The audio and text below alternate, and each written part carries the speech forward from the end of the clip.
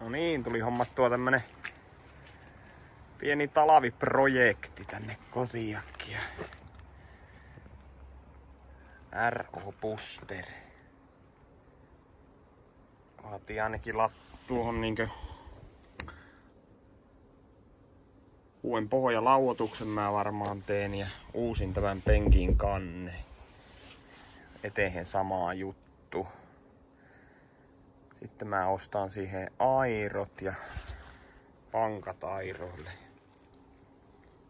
Tai varmaan semmoset, että siinä on niinkö samansa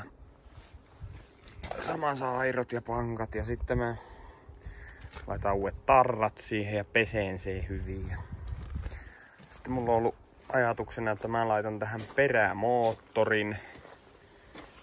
Haavehissa olisi sähköperämoottori, mutta sitten kun mä en haluaisi semmoista pilipaliversiota, mä haluaisin sitten jonkun semmoisen e-propulsonin ja sitten ne on maksaa kuitenkin se yli 2 tonnia.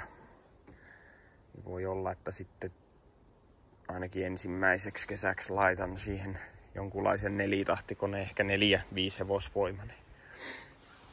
Mä näyttäis, että nämä puuosat ainakin suhteellisen hyvät vielä.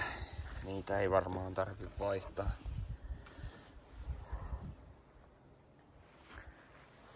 Sitten tässä on, näyttäisi, että tuolla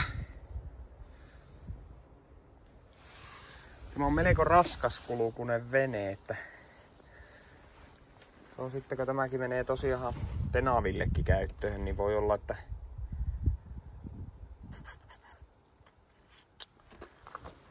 se menee tenaville, niin siihen ei ainakaan mitään mahdottomaa isua, että 4 hevosvoimainen suunnilleen, 3-4 heppanen ja nämä on vähän nämä boosterit semmosia, että ne vaatii niin paljon voimaa sitten, että ne sais plaaniin ja sitten se on taas vaarallinen tenaville, että ehkä semmonen 3 heppanen voisi olla 4 heppanen. Hyvä. Mutta tämmönen klassikko. Uudet tarrat pitää tilata ja